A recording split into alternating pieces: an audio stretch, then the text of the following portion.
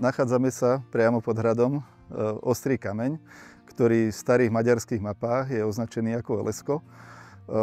Má veľkú historickú hodnotu a od tohto hradu v podstate sme prezali aj názov našej firmy Elesko Forest. Naša spoločnosť spracováva zverinu, ktorá bola ulovená polovným spôsobom vo voľnej prírode. Spracovávame zverinu vyslovene výlučne zo slovenských lesov. Zver k nám prichádza teda ulovená a následne v procese výroby vychádza až teda konečný produkt divinové mäso.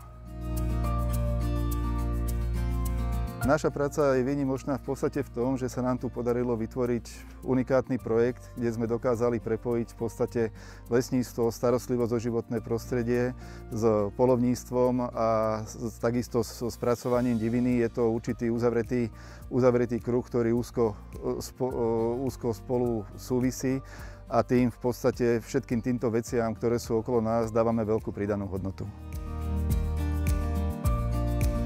Veľmi si dávame záležať na kvalitu. Nie sme veľká firma a práve touto kvalitou chceme na tom trhu sa uplatniť.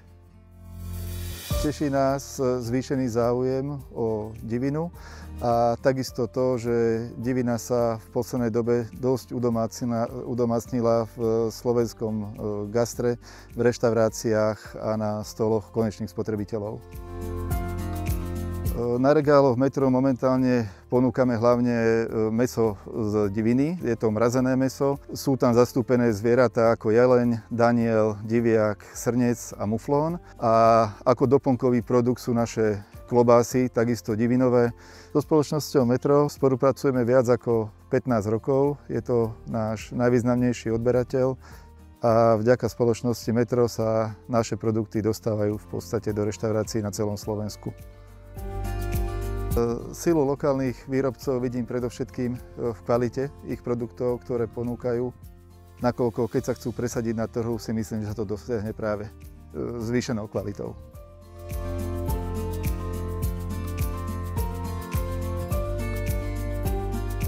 Slovenským výrobcom a celému gastrosektoru želám predovšetkým pokojnú prácu a šťastie pri výbere dobrých ľudí.